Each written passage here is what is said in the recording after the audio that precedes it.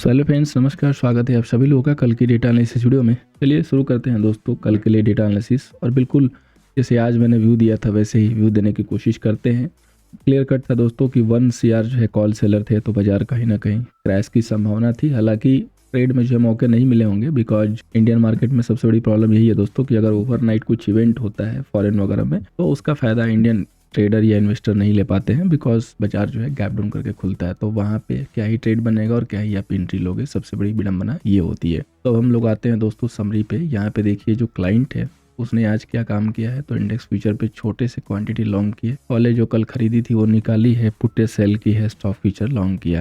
या फिर यही देखिए तो फ्यूचर शेल किया, कॉल में छोटी सी क्वांटिटी लॉन्ग, पुट में जो है छोटा सा लॉन्ग है, स्टॉक फ्यूचर में शेल है। प्रो की बात करेंगे तो फ्यूचर जो है लॉन्ग किया, कॉलेज जो शेल की थी वो प्रॉफिट बुक किया, पुटे जो है यहाँ पे लॉन्ग किया और स्टॉक फ्यूचर लॉन्ग किया। डे की बात करेंगे तो इंडेक्स फ्यूचर लॉन्ग है, पुटे जो है शेल की है, स्टॉक फ्यूचर सेल किया। तो दोस्तों ओवरऑल जो समरी है वहाँ से कुछ क्लू आपको नहीं मिलता दिखाई देगा, बिकॉज सिर्फ प्रो ने प्रॉफिट बुकिंग की है, रेस्ट बाकी सारे जो ट्रेडर्स हैं उन्होंने अपने पोजीशन को यूं ही जो है ऐसे ही सिस्टम में डाल के भी छोड़ा हुआ है। जो रिटेलर है उनकी पोजीशन होप के लिए है, और जो क्या बोलते हैं कि FII है उनकी पोजीशन ट्रेंड के लिए है, because they are in trend. अब हम बात करेंगे दोस्तों इंडेक्स फ्यूचर की। तो यहाँ पे देखिए क्लाइंट के पास 211 का लॉन्ग, FII के पास 125 का शॉर्ट सेल, प्रो के पास 79,000 का शॉर्ट है। इंडेक्स कॉल की बात करेंगे तो क्लाइंट के पास 220 लॉन्ग है, और यहाँ पे DI के पास 500 लॉन्ग है, FII के पास 53,000 का जो है शॉर्ट है, और प्रो के पास मात्र अब 166 का शॉर्ट है। बाकी सारी पोजीशन प्रॉफिट बुकिंग कर दी। इंडेक्स पुट की बात करेंगे तो क्लाइंट के पास 8 लाख के शॉर्ट है, FII के 455 के लॉन्ग, और प्रो के 126 के पुट लॉन्ग भी हो गए। स्टॉक फ्यूचर की बात करेंगे तो क्लाइंट के पास 24 लाख है लॉन्ग, DI के पास 38 लाख के शॉर्ट सेल, FII के पास 834 के लॉन्ग, और प्रो के पास 566 के लॉन्ग है। तो मोटा मोटी डेटा में तो कुछ बदलाव होते हुए नजर आए हैं, इसमें कोई डाउट नहीं है। तो अब आइए डेटा को जो है आगे चलते हैं और देखते हैं कि क्या इनके M2M जो है डेटा पे आए हुए हैं। उसके बाद हम लोग एक कंक्लूजन जो है निकालेंगे इसका, और देन आफ्टर आपको शेयर करेंगे टेक्निकल लेवल, सो डैट आपको जो है क्लियर कट जो है सही से व्यू मिल सके। तो आइए दोस्तों आगे बढ़ते हैं। तो फर्स्ट ऑफ ऑल हम लोग यहाँ पे दोस्तों बात करेंगे क्लाइंट के डेटा की। तो क्लाइंट के पास देखिए 211 का जो है यहाँ पे इंडेक्स फ्यूचर लॉन्ग है, देन आफ्टर 220 का जो है कॉल यहाँ पे इनके पास लॉन्ग है, और इसके बाद 8 लाख के करीब जो है इनके पास पुटे भी जो है यहाँ पे सेल है।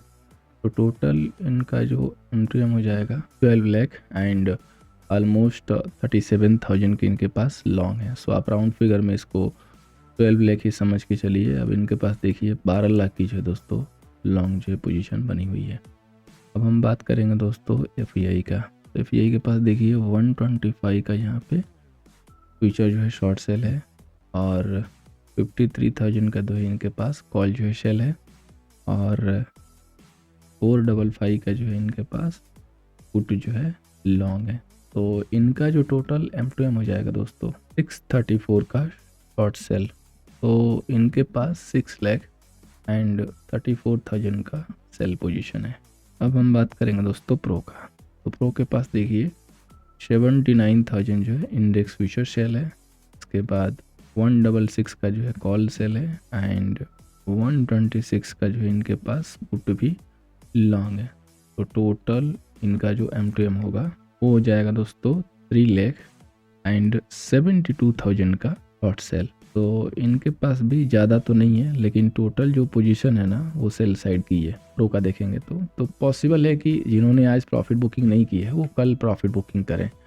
तो पहले तो थोड़ी देर जो फोकस करेंगे कि प्रॉफिट बुकिंग हो रही है कि नहीं हो रही है। ठीक है, प्रॉफिट बुकिंग होगी तो अच्छी बात है, अदरवाइज़ अगर इसको कंटिन्यू रखेंगे तो फिर ये लेवल हमें इंडिकेट कर देंगे। तो कल के रेजिस्टेंस के तौर पे 24,200 और सपोर्ट के तौर पे दोस्तों 24,000 का लेवल बड़ा ही निर्णायक होगा। अब हम चलते हैं स्मॉलर टाइम फ्रेम में और देखते हैं कि यहाँ पे क्या जो है बाजार ने कुल खिलाया हुआ है। तो देखिए अब आप सोचिए कि इस सिचुएशन में आप कितना अर्न कर लोगे, कहाँ पे एंट्री लोगे, कहाँ पे स्टॉप लॉस लगाओगे और कहाँ पे टारगेट लगाओगे। इसलिए मैंने दिन भर यही बोला कि बाजार जो है स्लिपिंग मोड में है।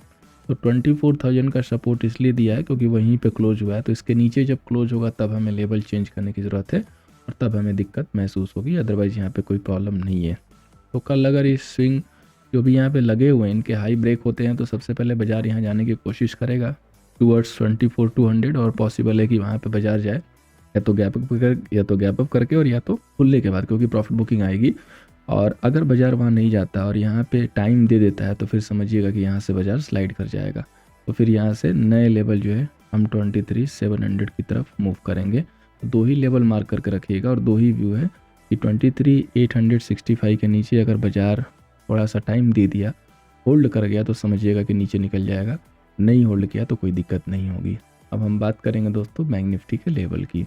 तो बैंक निफ्टी का देखिए टोटल यहाँ पे जो डेटा वटा है वो सब कुछ ठीक ठाक है।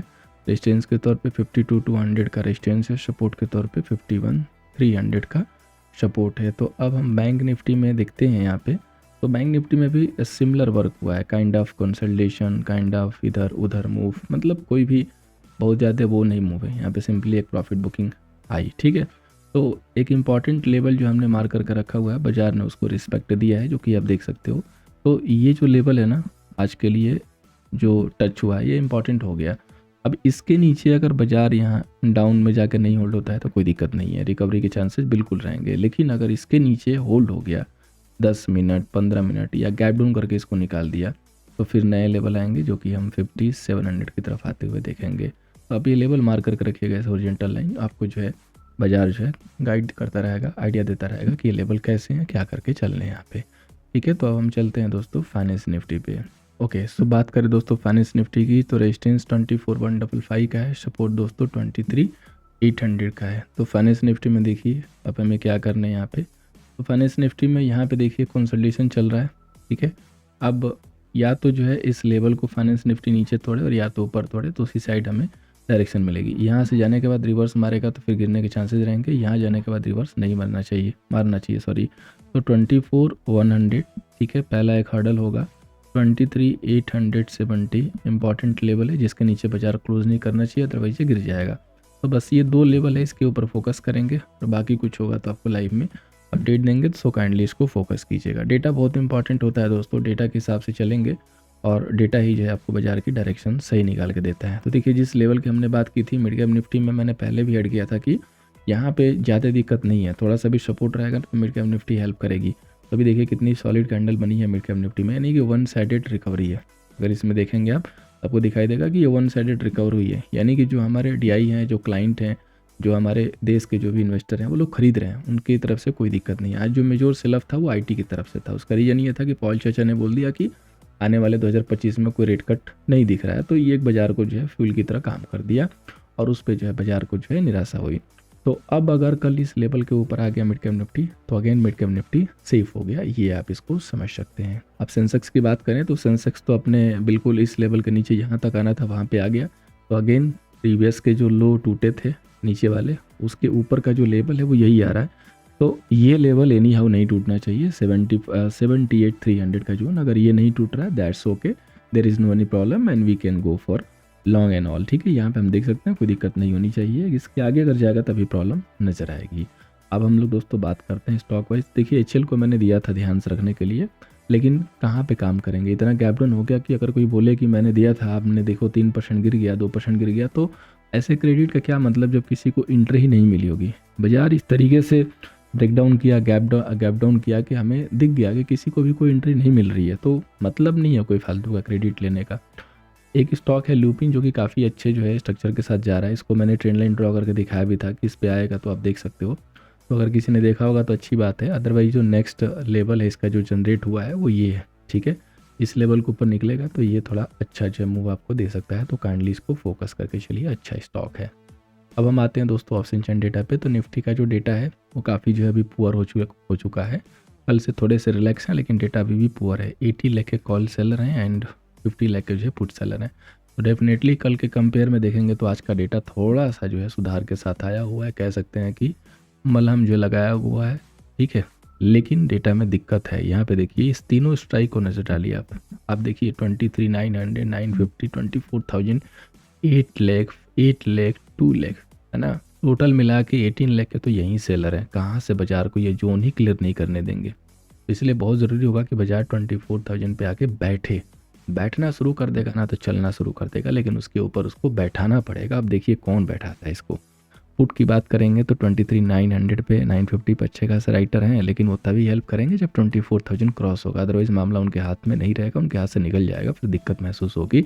23,900 पे भी ठीक ठाक है, सपोर्टिव डेटा है यहाँ पे। तो ओवरऑल डेटा तो निगेटिव है, लेकिन एक यहाँ पे लॉजिक है और एक टेक्निकली जो है यहाँ पे ये चीज़ें हैं, तो इसको हम लोग देखेंगे, देखते हैं कि किस हिसाब से वहाँ पे स्ट्रक्चर बनते हैं। अब हम लोग बात करेंगे दोस्तों बैंक निफ्टी की। तो बैंक निफ्टी का भी डेटा ऑलमोस्ट सिमिलर है, निफ्टी के टाइप ही है, लेकिन उसके कंपेयर में थोड़ा सा यहाँ पे रिलैक्स रहता है हमेशा।